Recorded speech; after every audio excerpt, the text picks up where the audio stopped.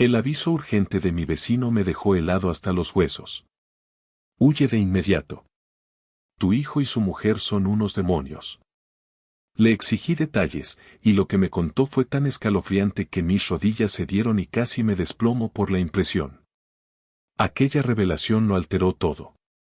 Antes de seguir, si te gusta esta historia, dale like y cuéntame en los comentarios qué estás haciendo justo ahora. El acuerdo con la firma Whitaker yacía esparcido sobre mi escritorio de roble, como papeles olvidados en un viento seco.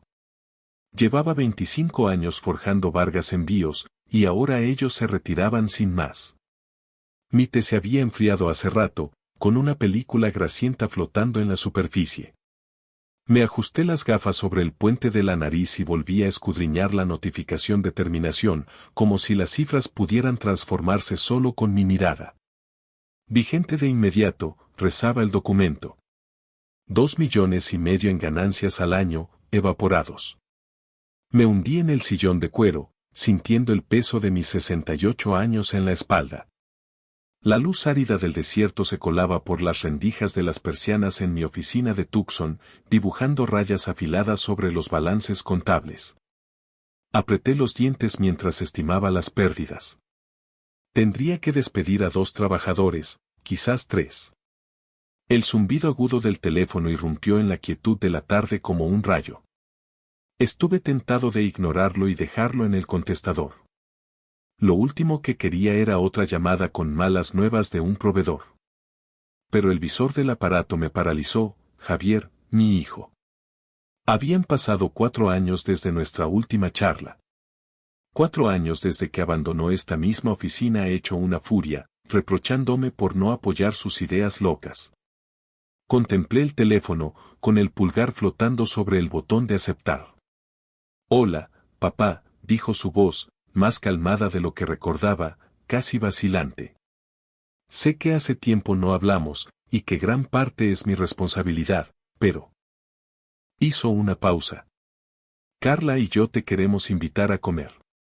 Te hemos echado de menos. La imagen de Elena me observaba desde el marco en el escritorio. Ella siempre insistía en que yo era demasiado rígido, demasiado exigente con el muchacho. ¿Para cuando lo tienen en mente?, pregunté, midiendo mis palabras. Quizá este sábado. Prepararemos algo rico. Quiero que veas nuestra casa. Y Carla se ha convertido en una chef de primera. Otra pausa. Te debo una disculpa, papá, por cómo acabaron las cosas entre nosotros. El eco de nuestra riña regresó con fuerza. Javier, con 36 años, suplicándome $60,000 para meterlos en una app que, según él, iba a cambiar el mundo de las entregas. Su expresión de rabia cuando le dije que no, cuando le pedí que buscara un empleo estable en vez de cazar quimeras. Jamás confiaste en mí, me espetó. Confío en el esfuerzo real, no en esquemas para volverse millonario de la noche a la mañana, le contesté. La puerta se azotó con violencia, haciendo temblar los vidrios.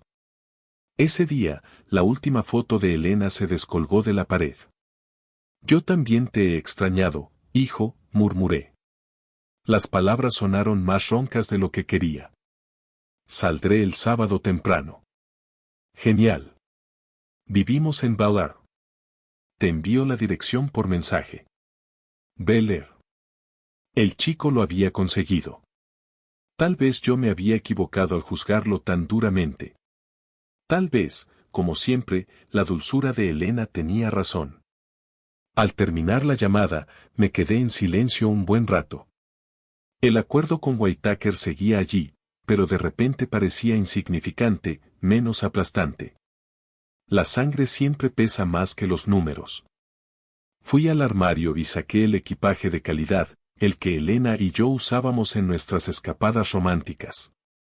Del cajón de las joyas, elegí el reloj Omega que guardaba para momentos importantes. Javier siempre lo había envidiado. Para Carla, tomé los aretes de zafiro que Elena lució en nuestra boda. Ella habría deseado que se quedaran en la familia. El trayecto duraría unas 7 horas y partía al alba. Plegué la ropa con esmero en la maleta, con las manos más seguras que en días. Los líos del negocio podían aguardar. Mi hijo me extendía la rama de olivo, y esta vez el orgullo no me detendría. Cargué las maletas en mi Lincoln Continental de 1992, compañero leal por generaciones. Los asientos de piel estaban raídos, pero acogedores, como un viejo confidente. Al cerrar la cajuela, el sol de Arizona teñía el horizonte de ocres y vermellones intensos. Mañana vería de nuevo a Javier. Mañana sanaríamos las heridas del pasado. El sábado despuntó con la pureza del desierto. A las 8:30, arranqué el Lincoln, que rugió contento, y salí marcha atrás del garaje. Tucson se desvanecía en el espejo retrovisor, un monumento a las ilusiones forjadas en tierra dura. La Interestatal 10 se desplegaba ante mí como un juramento. Esa carretera había sido mi aliada en innumerables viajes de trabajo, pero hoy era distinta. Hoy me llevaba a la redención, no a cargas. Ajusté el espejo y capté mis ojos relucientes de emoción, como no brillaban en mucho tiempo. La radio cobró vida con un clic al unirme al flujo de autos. Los Beatles inundaron el habitáculo con Yesterday, y me sorprendí silbando, ignorando el eco melancólico. El climatizador batallaba contra el bochorno ascendente mientras Tucson cedía al vasto desierto. A las 10:30, ya surcaba el núcleo de Arizona, donde la urbe se reduce a surtidores y áreas de descanso para trailers.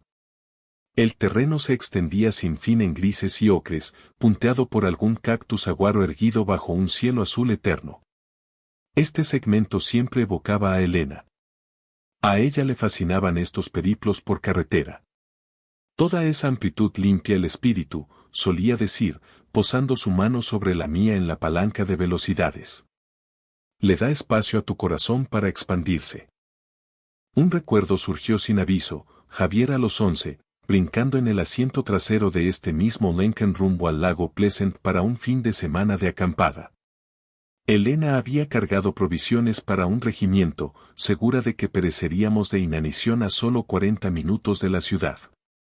Papá, cuando me dejas conducir, inquirió asomando la cabeza entre los asientos. Cuando crezcas lo suficiente para pisar los pedales sin un cojín, bromeé. Eso es trampa. El papá de Luis lo deja manejar en su finca. El papá de Luis tiene más terreno y menos reglas de tráfico que acatar. En el lago, le mostré cómo lanzar el sedal, sus manitas aferrando la caña con tenaz resolución. Elena nos fotografió sosteniendo un pez minúsculo, indigno de cocinar. Pero posamos como si hubiéramos pescado un tiburón. Después, se rió hasta las lágrimas viéndonos batallar para avivar una fogata raquítica. Ustedes dos no podrían encender un fósforo ni con gasolina, exclamó entre risas. Estamos dominando artes de supervivencia esenciales, repliqué, aunque yo también reía a carcajadas. Eran épocas luminosas, previas a la rebeldía juvenil, antes de las broncas por la universidad, antes de las disputas por el negocio que nos distanciaron. ¿En qué momento se enredó todo tanto? El medidor de combustible bajaba y detuve el auto en un puesto en Ehrenberg. El empleado, un veterano, alzó la vista de su revista al pagar. Visita familiar en California, indagó. A mi hijo, no lo veo en años. Su cara arrugada se iluminó con una sonrisa. La familia es lo primero. Bien hecho. Sus palabras fueron como un bálsamo en la piel abrasada. Regresé al Lincoln con andar más liviano. La línea con California surgió cerca de las 3 de la tarde, señalada por puestos de control fitosanitario y las primeras palmeras. El panorama mutaba del árido desierto al verdor litoral. El tráfico se espesaba conforme me aproximaba al bullicio de Los Ángeles. Vehículos de lujo se entremezclaban con autos comunes y pickups maltrechas. Mi viejo Lincoln palidecía entre los Audi y Porsche impecables que lo flanqueaban. El lujo de Ballard fluía de modo distinto al de Tucson. El GPS del móvil me dirigía por zonas cada vez más opulentas. Céspedes impecables suplantaban los patios secos del desierto. Albercas centellaban tras muros elevados. Este era el reino de Javier, lejano del barrio modesto donde aprendió a pedalear. Yo lo había coartado, de algún modo. Mi obsesión por lo práctico sobre las visiones grandiosas había frenado su vuelo. Quizás su triunfo probaba mi error. Quizás solo precisaba distancia para florecer fuera de mi sombra. El congestionamiento reptaba por Ballard. La icónica Rory Road asomó y se esfumó en un vistazo.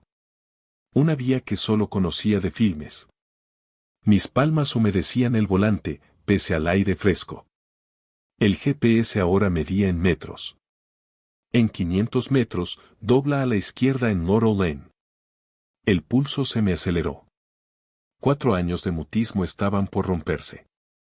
Me miré en el espejo, peiné mi cabello plateado y enderecé el cuello de la camisa.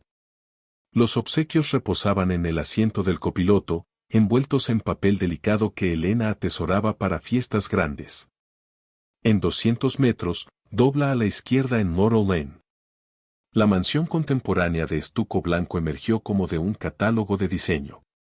Ventanas panorámicas devolvían el sol vespertino, tejiendo un juego de luces y umbras. Un driveway ovalado circundaba un estanque central, donde chorros capturaban prismas en el vapor. Cipreses alineados, como guardianes, velaban el jardín meticuloso. Estacioné el Lincoln y me detuve un instante para absorberlo. Javier no solo había prosperado, había escalado a alturas inimaginables. Aquello era fortuna a escala que mi firma de envíos jamás podría igualar. Orgullo y aprensión batallaron en mi interior mientras tomaba las bolsas del asiento. La entrada principal era de madera noble con herrajes de bronce relucientes. Pulsé el timbre y oí ecos profundos resonando adentro, una tonada que valdría un sueldo anual para muchos. A través del vidrio opaco, vislumbré formas de mobiliario, destellos de esplendor, pero ningún roce de pasos aproximándose. Aguardé, enderezando la corbata y alisando la prenda. El calor desértico aquí era más húmedo, perfumado por rociadores y el vaho de la piscina. Pasado un minuto, golpeé con decisión. Javier, Carla. Mi voz retumbó en la calle serena. Soy yo, tu padre. El vacío respondió. Miré el reloj, 4:15.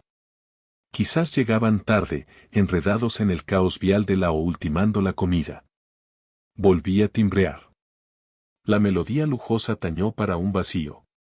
Una cámara de vigilancia rastreaba mis gestos desde su nido junto a la puerta. Una luz escarlata titilaba obstinada, capturando mi desconcierto creciente. Le lancé un saludo torpe, sintiéndome absurdo. ¿Hola? ¿Alguien en casa? La calma persistió, sin murmullos de TV, sin fragancias de fogón, sin gritos de bienvenida, solo el plic-ploc de la fuente y el rumor distante de un barrio elitista. Rodeé la propiedad con las bolsas pesando en mis manos húmedas. El jardín posterior era un edén de alberca y tumbonas, una parrilla externa impecable bajo su funda, intacta. Por las puertas acristaladas, atisbé un living de hotel 5 estrellas. Todo pulcro, todo costoso, todo deshabitado. La puerta de atrás estaba atrancada. De regreso al frente, saqué el móvil y llamé a Javier con dedos inestables. Sonó 5 veces y derivó al buzón. Has llegado a Javier Vargas. Deja tu recado y te contactaré. Javier, soy papá. Estoy en tu casa. ¿Qué pasa? ¿Dónde están? Respóndeme. Probé con Carla, a quien apenas conocía de saludos festivos. Hola, soy Carla. No puedo contestar, pero deja mensaje y te llamo pronto. Carla, habla Roberto. Vine para la comida. Por favor, contáctame. La avenida permaneció muda como un cementerio, salvo por unos podadores cercanos. Sus sopladores de hojas eran el único pulso en esa perfección estéril. Un patrullero privado rodó lento. El chofer me escudriñó, haciéndome sentir un intruso. Me acomodé en los peldaños, depositando las bolsas aparte. El cemento irradiaba tibieza a través del pantalón, pero el porche ofrecía refugio. Debía ser un error, atasco, quizás un imprevisto laboral. Nadie invita a un padre lejano a comer para plantarlo en la puerta. ¿O sí? El teléfono guardaba un silencio obstinado, sin retornos, sin textos aclaratorios.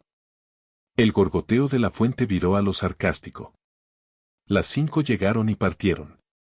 El sol viró, robándome la sombra y dejándome al descubierto como un trasto rechazado.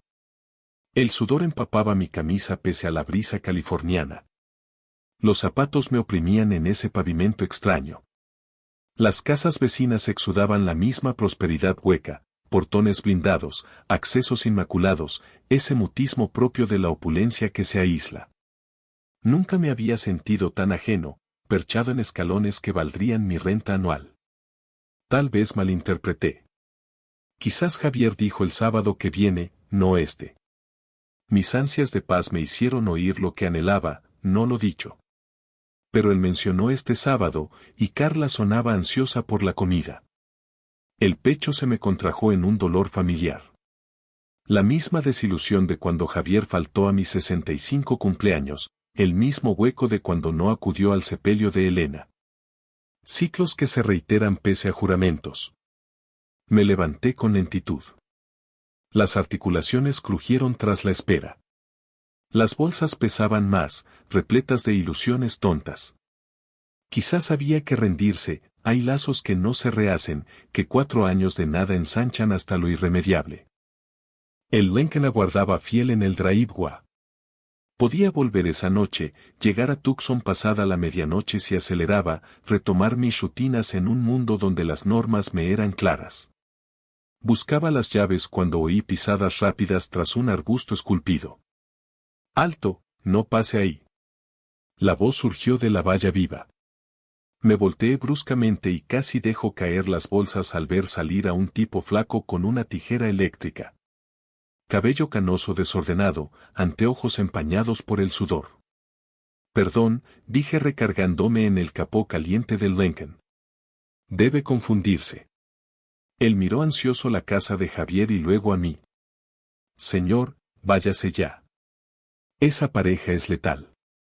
Rondaba los 55, con una camiseta salpicada de tierra y guantes mugrientos.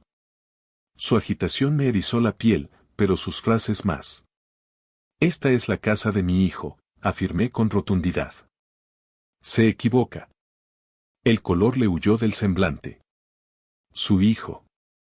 Usted es el padre del que murmuraron. Un escalofrío me recorrió pese al calor. ¿De qué habla? ¿Quiénes hablaron de mí? Dejó la herramienta y avanzó un paso, susurrando con urgencia. Su hijo y la esposa envenenaron al padre de ella. Imposible, exclamé más alto de lo planeado. Debe errar. Herencia. Murió días después de visitarlos, como usted hace ahora. Mis piernas titubearon. Esto es absurdo. Mi hijo nunca. La frase se quebró. Estaba robusto como un toro al venir a comer. 7 días después, cadáver. La mano del hombre vibraba. Soy Tomás, vivo al lado. Apuntó su morada. Vigilo este sitio desde el suceso. La gente fallece por causas naturales a diario, objeté. Soné frágil incluso para mí. Las causas naturales no te dejan vomitando en la acera de alguien. Sus ojos saltaron a las cámaras frontales. Los vecinos lo vieron tambalearse de aquí, blanco como un fantasma, regurgitando antes de subir a su auto. Una bolsa se me escurrió de las manos sudorosas y aterrizó con un tud en el asfalto ardiente. El envoltorio fino se arrugó, patético bajo el sol crudo. ¿Me dice que mi hijo es un homicida? Las sílabas me parecieron ajenas. Le digo que huya antes de ser el próximo. Tomás retrocedió al seto, pavoroso de ser oído.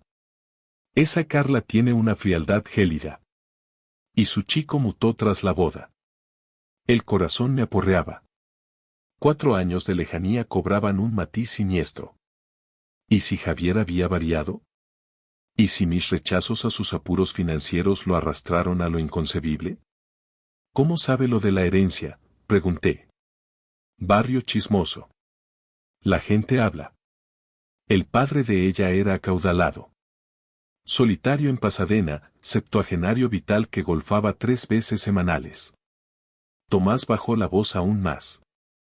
Una comida con su yerno nuevo y su hija, y pum, muerto en poco. Mi mente analítica, curtida en evaluar peligros para el negocio, ordenaba hechos. Padre rico, unión reciente, deceso repentino post-visita.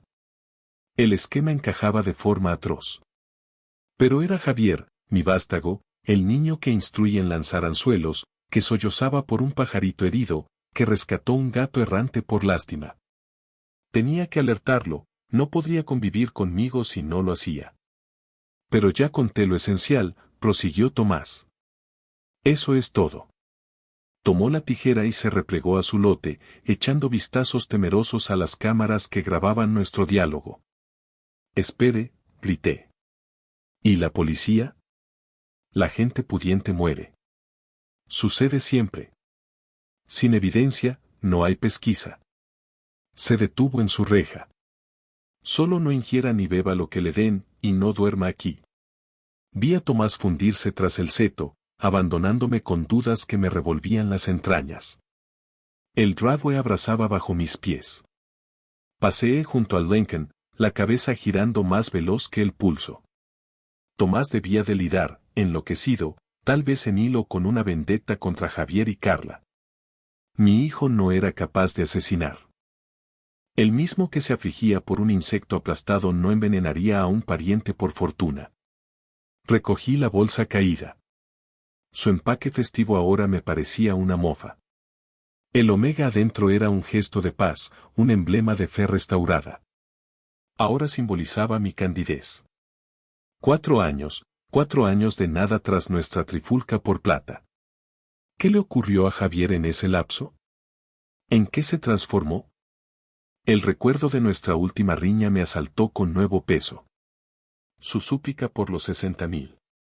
Necesito esta apuesta, papá. Mi porvenir pende de ello. La mirada febril al negarme.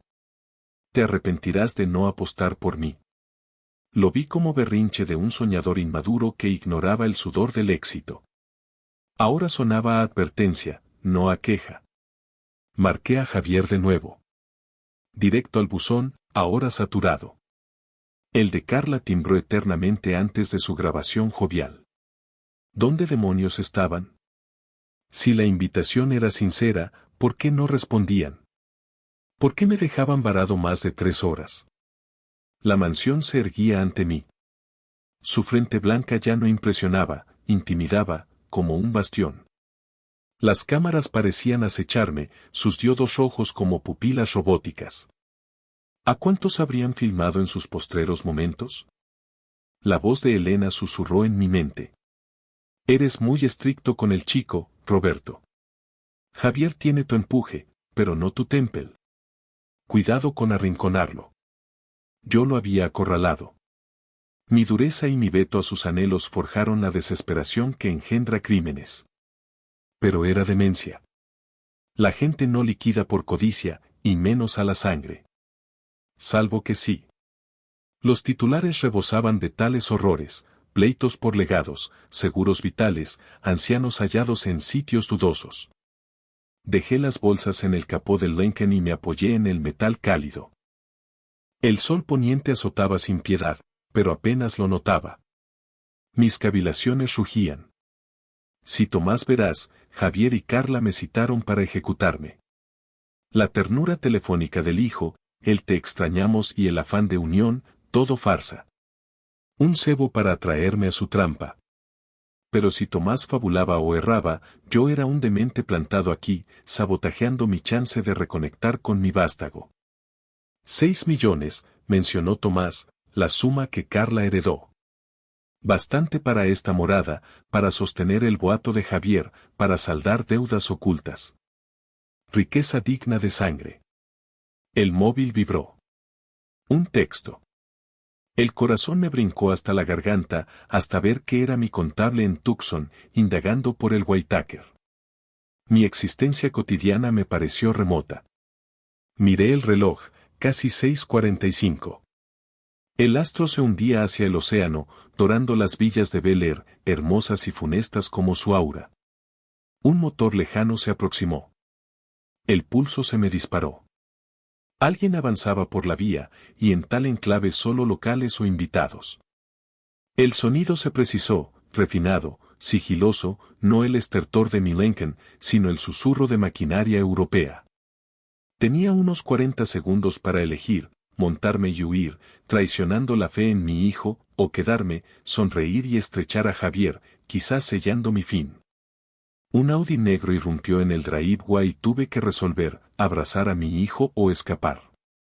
El motor del Audi se silenció con un siseo tras mi Lincoln empolvado. Los vidrios tintados velaron a los tripulantes en un instante eterno. Forcé una sonrisa de alivio en mi faz, aunque el corazón me taladraba el torso. La puerta del conductor se abrió primero. Javier emergió con atuendo irreconocible, traje a medida, blusa de lino, mocasines que valdrían mi salario quincenal. Lucía próspero, vigoroso, lejos del hombre angustiado que me llamó hace 4 años mendigando fondos. Papá, su tono exudaba calidez sincera mientras se acercaba con brazos abiertos. Lamento el retraso. El tráfico fue infernal volviendo del centro. Infernal. La palabra me azotó como un latigazo. ¿Torpe metáfora o sadismo intencional? Tuvimos que atar cabos legales, añadió abrazándome, con un gesto a la vez íntimo y foráneo. Asuntos tediosos, ya sabes cómo son los letrados, herencias, testamentos, planes sucesorales. Le correspondí el abrazo mientras mi cerebro catalogaba pormenores para diseccionar luego. La puerta del acompañante se abrió y Carla descendió como de un desfile, castaña impecable, falda de alta costura que moldeaba su silueta, un maletín que superaría el alquiler de un año para muchos. Se desplazaba con la elegancia de quien sabe cautivar miradas. Roberto se aproximó con brazos extendidos, sonrisa radiante como un foco. Eres más guapo que en las imágenes. Javier me mostró un álbum de tu infancia con él. Me rozó el hombro al hablar, un toque que antes me habría parecido cordial. Ahora me heló.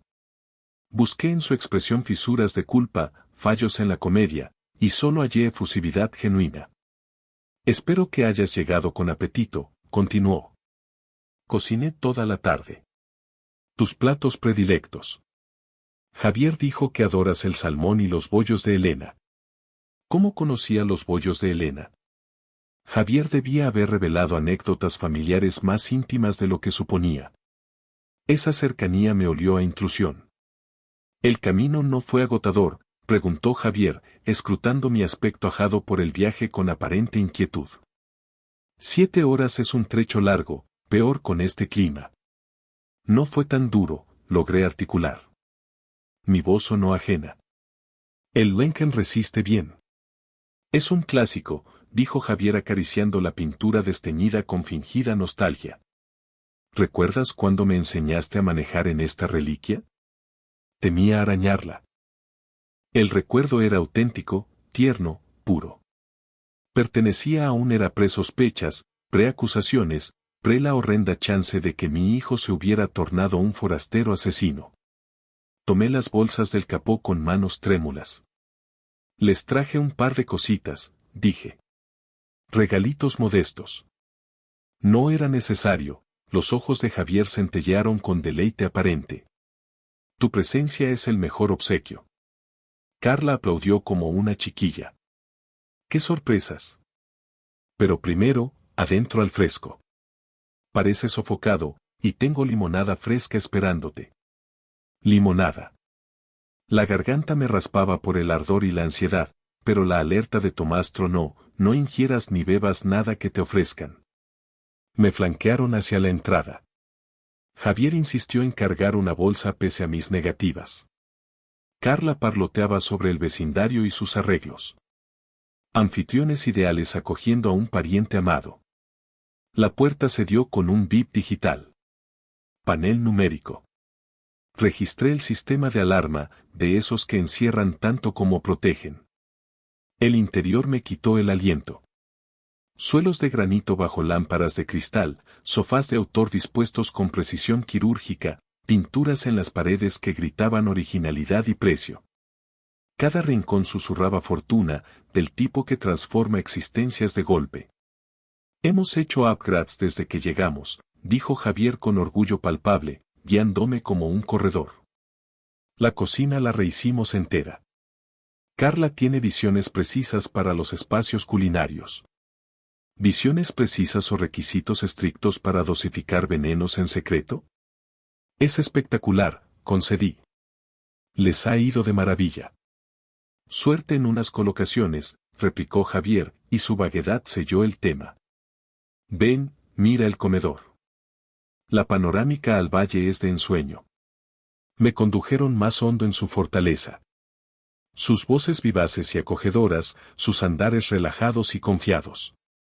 Si era teatro, era magistral. Si era real, Tomás era un fisgón neurótico con ocio de sobra. Pero al seguirlos a la cocina, la mansión lujosa me pareció menos un nido y más una celada exquisita. No podía desprenderme de la impresión de que marchaba al fogón donde Elena silbaba preparando nuestras cenas hogareñas. Avancé a la cocina, ávido y receloso, mientras Carla silbaba bajito junto al horno. La misma tonada que Elena entonaba. La melodía de mi difunta esposa me persiguió al fulgor del acero y la piedra, como un espectro de dichas pasadas. Carla, de espaldas, revolvía algo con aroma a romero y cebolla en un fogón de élite. Ese silbido me estrujó el alma. La canción querida de Elena brotando de la boca de mi potencial verdugo. Solo voy a tomar un sorbo de agua, anuncié, abriendo lo que parecía el armario de cristalería. Vasos tallados atraparon la luz, piezas de lujo más aptas para una galería que para un uso diario. Todo allí proclamaba riqueza abrupta, que invita a interrogantes. Los vasos están en el gabinete alto, Roberto, indicó Carla sin girarse. Entendido, gracias, respondí. Aquí los tengo. Opté por un vaso simple, pero la puerta se abrió de más. Tras los detergentes y pulidores, un vial ámbar captó mi vista. Mis reflejos empresariales, templados en décadas de detectar amenazas, se activaron al instante. Los limpiadores no vienen en envases médicos. Eché un vistazo a Carla. Seguía enfrascada en la estufa, silbando la canción de Elena como un ultraje a mis memorias. El vial enfrió mi palma. La etiqueta me encaró, como si el sino la exhibiera. Cianuro de sodio. Manipular con máxima precaución. Iconos de riesgo tapizaban la mitad, un cráneo con huesos entrelazados me guiñó como el emblema del Averno. El tiempo se congeló. Tomás acertaba. Realmente tramaban mi fin. Las manos me flaquearon. Casi suelto la evidencia. Súbitamente, todas las tramas de misterio, todos los reportajes de parricidio se volvieron reales, no meras ficciones o desdichas ajenas. Era mi hijo orquestando el envenenamiento de su padre. ¿Cuánto bastaría? Unas gotas, un pellizco. La etiqueta advertía de toxicidad letal en dosis ínfimas. Mi lógica de negociante calculaba mientras el alma paterna se desmoronaba. Los ruidos de la cocina prosiguieron a mis espaldas, Carla picando, agitando, ignorante de que yo había hallado su herramienta. Se creía astuta, ocultándola entre enseres mundanos donde nadie indagaría. Pero yo indagué, y ahora lo comprendía todo. Forcé mis dedos a reposicionar el vial idéntico, tras los mismos productos. El gabinete se cerró con un chasquido sutil que a mí me retumbó como un cañón.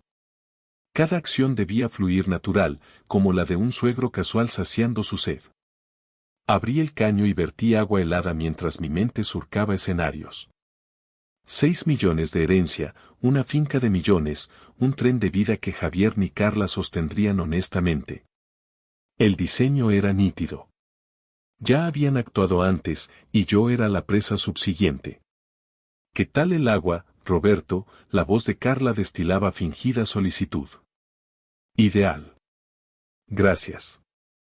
Me volví con el vaso, viéndola transitar la cocina con nueva óptica. Cada movimiento me pareció premeditado.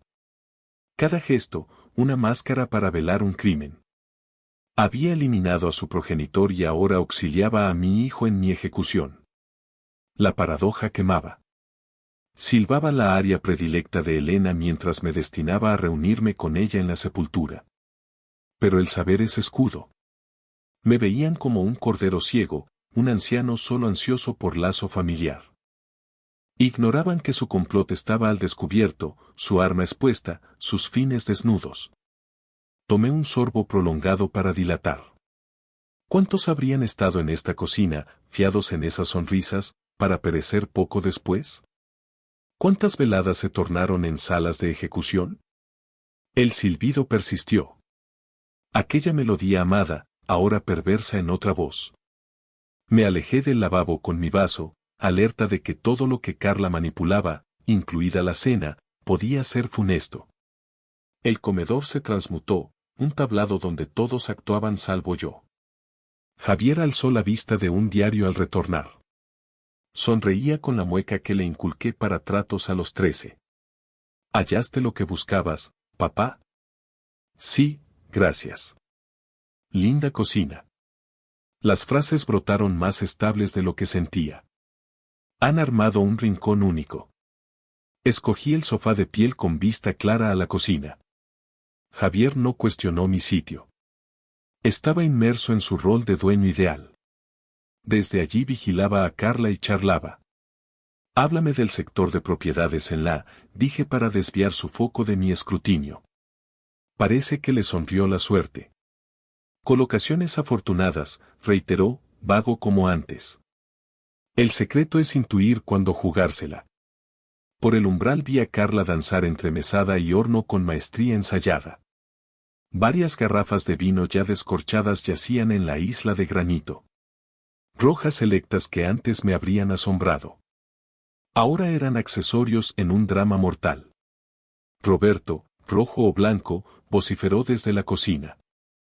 Lo que sugieras, contesté, observando cómo seleccionaba un merlot que rivalizaría con mi despensa mensual.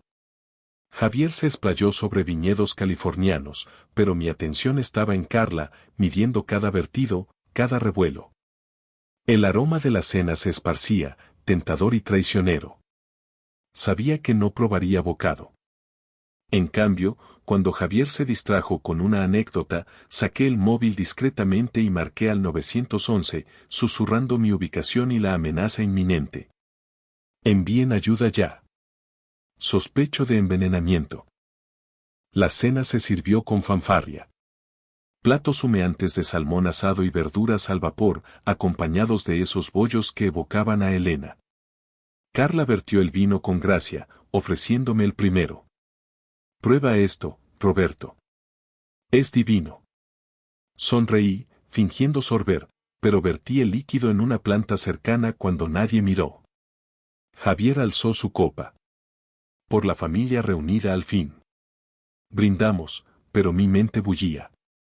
Mientras charlaban de trivialidades, el clima, el tráfico, sus éxitos vagos, yo acumulaba pruebas mentales, el vial, las herencias, las ausencias.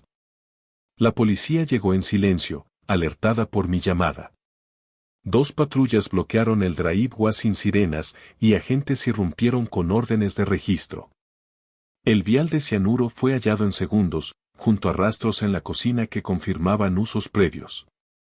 Javier y Carla palidecieron, sus máscaras resquebrajándose en pánico. Papá, ¿qué es esto?